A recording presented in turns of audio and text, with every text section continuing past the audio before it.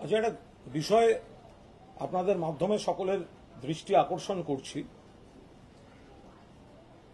10 তারিখ 10ই জুলাই মানিকতলা বিধানসভা কেন্দ্রের উপনির্বাচন। এই উপনির্বাচনে তৃণমূল কংগ্রেস প্রার্থী শক্তি পাণ্ডে বিপুল ভোটে জিতবেন, তিনি এগিয়ে আছেন। গণতান্ত্রিকভাবে প্রচার হয়েছে, তৃণমূল প্রচার করেছে, সিপিএম প্রচার করেছে, বিজেপি প্রচার করেছে, আর যারা যারা দাঁড়িয়েছেন তারা প্রচার করেছেন। এবার আমাদের প্রার্থী তৃণমূল কংগ্রেস, আমরা নিশ্চিত আমরা জিতব এবং বাকি অন্য প্রতিদ্বন্দ্বী মন্ত্রী মমতা বন্দ্যোপাধ্যায় মানিকতলা বিধানসভা কেন্দ্রের উপনির্বাচনের জন্য একটি কোর কমিটি তৈরি করে দেন। কোর কমিটিতে রয়েছেন অতীন ঘোষ, পরেশ পাল, স্বপন সমাদ্দার এবং আমি। মাননীয় মুখ্যমন্ত্রী এই কোর কমিটি এবং এই নির্বাচন পরিচালনায় যে কোর কমিটি হয়েছে তার আহ্বায়ক নিযুক্ত করেন আমাকে এবং নির্বাচনী এজেন্ট হন অনিন্দ্য রাউত। তৃণমূল কংগ্রেস পরিবার শক্তি পাণ্ডে প্রার্থী, মমতা বন্দ্যোপাধ্যায়, অভিষেক বন্দ্যোপাধ্যায় দলের প্রার্থী, তাকে সামনে রেখে বিপুল প্রচার, জনসংযোগ এবং তৃণমূল একটা ব্যাপক জয়ের মুখে দাঁড়িয়ে আছে। এই সময় গত 7 তারিখ 7ই জুলাই রবিবার রাত 11:30টায় আমাকে ফোন করেন বিজেপির প্রার্থী কল্যাণ চৌবে। আই রিপিট, 7ই জুলাই রবিবার রাত 11:30টায় আমাকে ফোন করেন বিজেপির প্রার্থী কল্যাণ চৌবে। তার সঙ্গে আমার ময়দান সূত্রে পূর্ব পরিচয় ছিল। তিনি এখন এআইএফএফ এর সভাপতি, যদিও লোকে বলে তিনি ব্যর্থ এবং তার কিছুদিনের মধ্যেই বিদায় আসন্ন। আমি আবার ঘটনাচক্রে মোহনবাগান ক্লাবের সহ সভাপতি। কিন্তু এগুলো রাজনীতির বাইরে। আমি যখন রাজনীতির কথা বলতে যাই কখনোই আমি মোহনবাগান ক্লাবকে জড়াই না বা মোহনবাগান ক্লাবের পদ ব্যবহার করি না। কল্যাণ চৌবে ফোন করে, নোয়িং ফুললি ওয়েল যে আমি তৃণমূল কংগ্রেসের তরফে নির্বাচন পরিচালনার আহ্বায়ক মমতা বন্দ্যোপাধ্যায় আমায় সেই নির্দেশ দিয়েছেন, আমরা সবাই মিলে দলকে জেতাতে নেমেছি। নোয়িং ফুললি ওয়েল আমি আহ্বায়ক। কল্যাণ চৌবে আমাকে অনুরোধ করেন তাকে সাহায্য করার জন্য, অর্থাৎ আমার পার্টির সঙ্গে আমি যাতে অন্তর্ঘাত করি, কারণ তারা বুঝতে পারছেন যে তারা হারছেন। তারা বুঝতে পারছেন তৃণমূল পরিবার এক কাট্টা হয়ে নেমেছে। 7 তারিখ রাতে 11:30টায় কল্যাণ চৌবে আমাকে অনুরোধ করেন তাকে সহযোগিতা করার জন্য। নোয়িং ফুললি ওয়েল আমি হচ্ছি নির্বাচন পরিচালন কমিটির কনভেনার। যদি আমি তর্কের খাতিরেও ধরে নিই যে প্রতিপক্ষের কাছে সাহায্য চাওয়া এটা গণতান্ত্রিক রীতিনীতির সৌজন্য, আই রিপিট, যদি আমি তর্কের খাতিরেও ধরে নিই গণতান্ত্রিক পরিসরে তুমি যে দল করো আমি যে দল করি, সাহায্য চাওয়া একজন প্রার্থীর পক্ষে এটা সৌজন্য, এত অবধি আমার কিছু বলার ছিল না।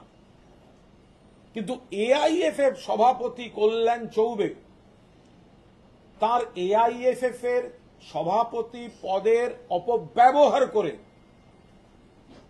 তিনি আমাকে প্রস্তাব দেন তার হয়ে কাজ করলে তিনি আমাকে ক্রীড়া ক্ষেত্রে রাজ্য বা জাতীয় স্তরে কোনো বড় পদে নিয়ে যাবেন, অ্যাকোমোডেট করবেন।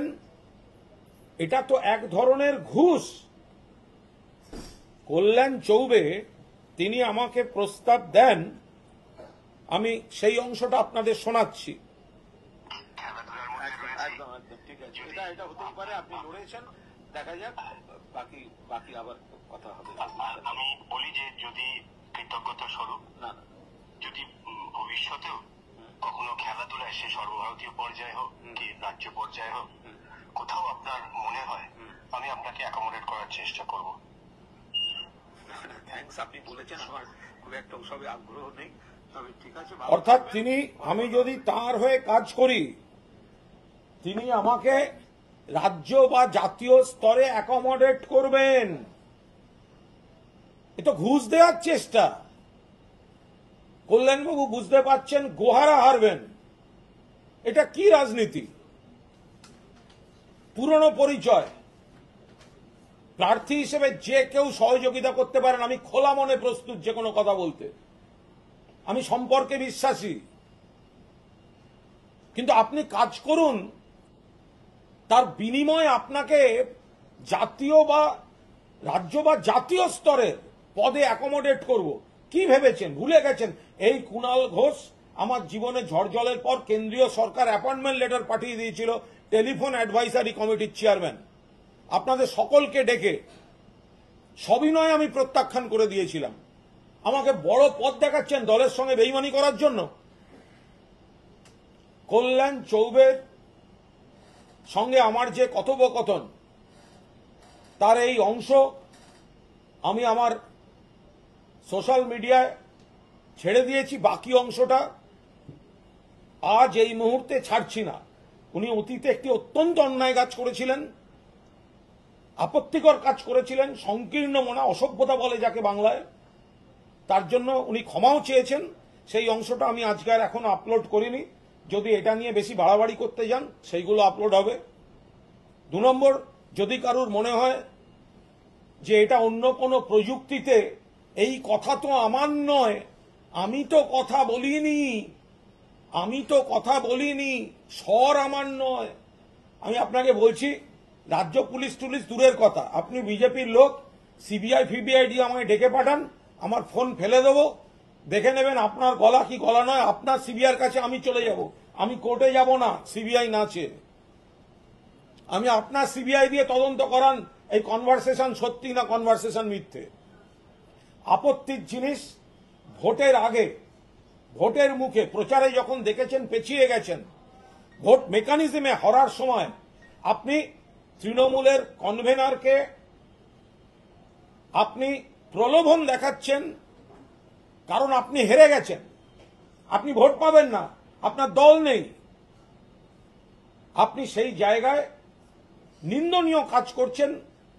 তৃণমূলের কনভেনারকে বলছেন আমার হয়ে কাজটা করে দিন, আমার হয়ে কাজ করে দিন, যাতে কনভেনার শেষ 2 দিন বসে গেলে সমন্বয়ের অভাব তৈরি হয়, অমুক হয় তমুক হয়, এবং তার বিনিময়ে আপনি এআইএফএফ সভাপতি, আপনি ভাবছেন মোহনবাগান সহসভাপতিকে আরো বড় কোনো পদে আপনি অ্যাকোমোডেট করবেন।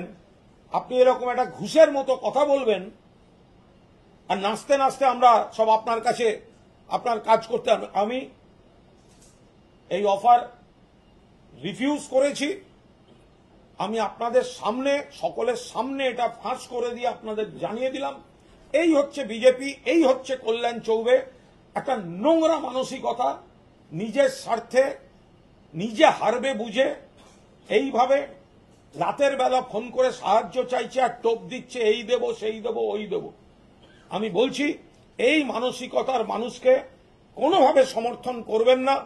এই মানসিকতার মানুষ, এই হচ্ছে বিজেপি, এই হচ্ছে তার প্রার্থী কল্যাণ চৌবে, যার হার নিশ্চিত বোঝার পর তৃণমূলের কনভেনারের কাছে প্যাকেজ নিয়ে গিয়ে হাজির হচ্ছে। প্যাকেজ নিয়ে গিয়ে আমরা খবর নিচ্ছি আর কাকে কাকে এইসব প্যাকেজ দেওয়ার চেষ্টা হয়েছে বা হয়েছে কিনা, সেগুলো আমরা খবর নিচ্ছি যে বড় পদ দিয়ে কিভাবে করা যায়। আমি আবার বলছি শেষ করার আগে, কোন পরিচিত ভোটে দাঁড়ালে প্রতিপক্ষ হলেও ফোনে সহযোগিতা চাইবার সৌজন্যের পরিস্থিতি থাকা উচিত।